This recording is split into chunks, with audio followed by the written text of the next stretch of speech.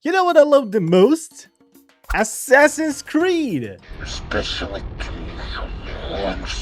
No, but seriously, I've been a fan for a real long time, ever since the first game of Altair. A guy in a hood with two hidden blades killing tempers from haystacks in the Holy Land? Certified awesomeness! Who wouldn't love that? I wouldn't.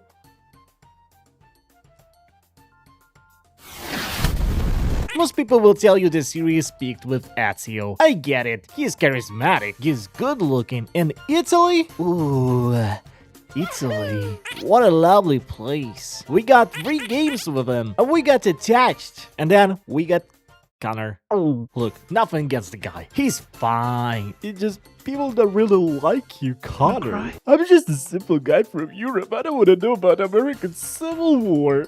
Actually, it was Revolutionary War, you idiot. Revolutionary Civil War, wherever. I just know that there were too many trees and not enough charisma. But then in 2013, we got a game so weird that it should have been a fatal flop. A pirate game in my climbing simulator until it became the best thing Ubisoft ever touched.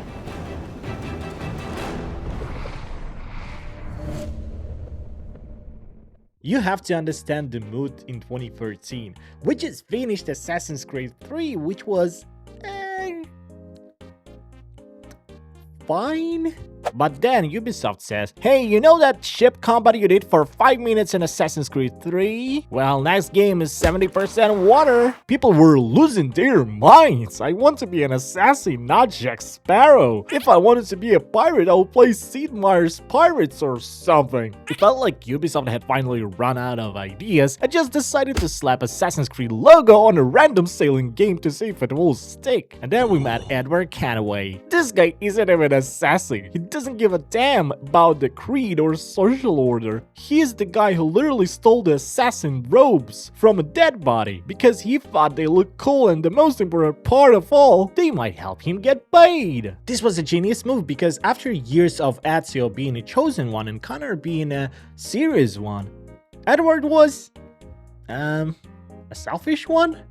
A relatable dirtbag. Comparing with games before, Edward is the only main character that has to earn his way into the Brotherhood rather than being born into it. But the real magic trick wasn't the parkour. In 2013, seeing Edward jump off of the ship, swim to a tropical island, step a jaguar, and find a chest with a 0 loading screens, that was a black magic. And then there is a Jackdaw. Your ship isn't just a vehicle, it's your child. You spend the whole game pampering it. You are out there hunting whales and raiding Spanish man of wars just so you can give your baby some reinforced hull plating. It's the game where I actually enjoyed the grind because every upgrade felt like I was becoming the king of the ocean. But we have to talk about the real thing why we all spend 40 hours sailing seas. Sea shanties.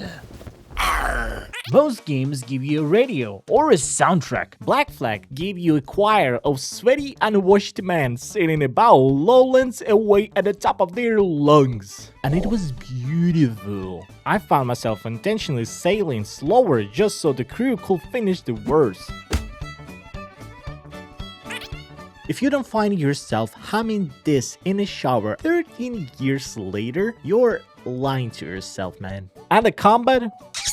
Chef's kiss. It wasn't about tactics, it was about the chaos. You're swinging on ropes, the cannons are roaring, wood is splattering everywhere, and you finally board the ship and started a massive brawl on the deck. It felt like a movie. Now, I've been talking about how fire this game was, but let's be rational for a second. In 2013, if you wanted to see those god rays and seamless ocean, you didn't just need a PC, you needed a NASA supercomputer. This game was a beast to run. I remember being a kid and playing on my old rig, and when I say that the game was fire, I mean literally it was fire because my PC wasn't just melting, it was screaming. Having 60 FPS, it was a dream because I really was lucky to have 20 FPS, and my game was looking like a freaking pirate movie slideshow. It got so bad that the PC was actually overheating and shutting down. So what did I do? Did a lower the settings? No. I opened the window. It was the middle of the winter, freezing outside, and there I am, shivering in my grandma's room with the PC sitting on a Windows wheel just so the Sub-Zero air will keep the GPU from melting into a puddle of plastic. I was freezing. My grandma was probably wondering why her grandson was inviting a blizzard to the house, but I didn't care. I had a ship to upgrade. That is the power of Black Flag. It is the only game worth getting frostbite for. But look, as much as I love this game, I have to be honest. There is one thing that almost made me throw my boiling PC out of that winter window. The tailing missions. Ubisoft was obsessed with making you follow people, go eavesdrop on those two guards. Don't let them see you. I am a pirate. I have a 50-ton ship with 40 cannons and a crew of unwashed men ready to die for me. Why am I hiding in the bush listening to two guys talk about their lunch plans for 10 minutes? It's the most Assassin's Creed part of the game, and it's arguably the worst part.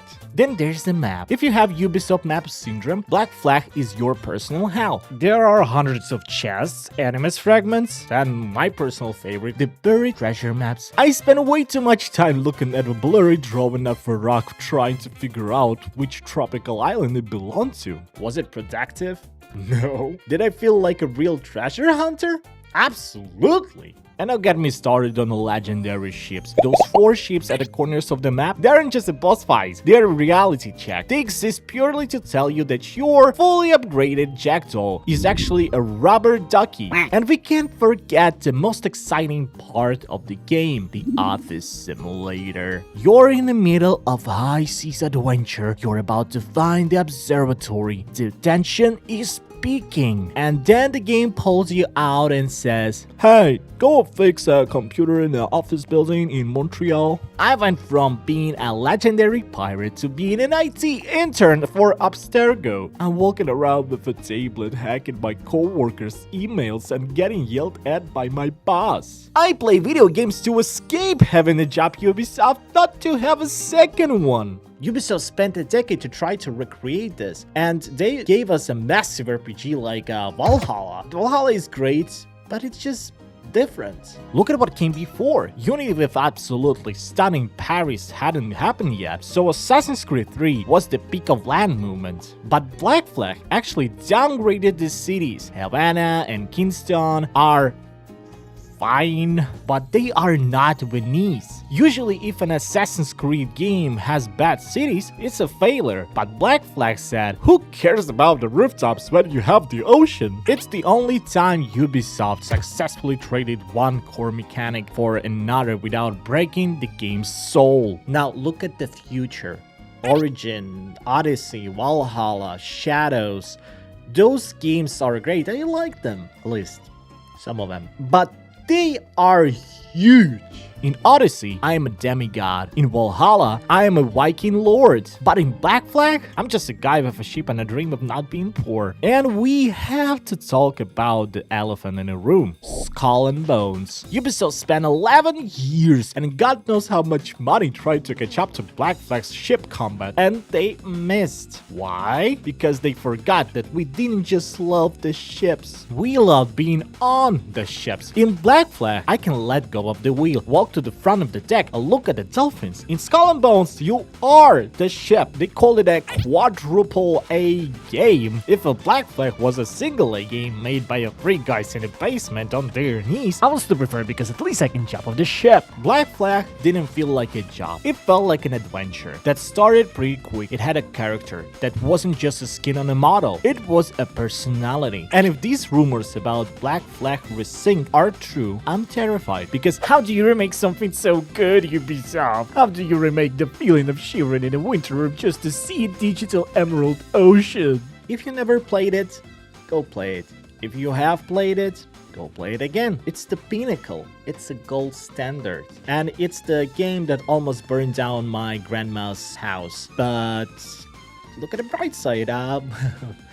PC was warm. What do you think? Is Black Flag still the best game of the series? Is this a pinnacle of the series? Or you're one of those weirdos who really like tailing missions, huh? Let me know in the comments. And if the remake rumors are true, I guess I will see you then. So, thank you for watching and Bye bye.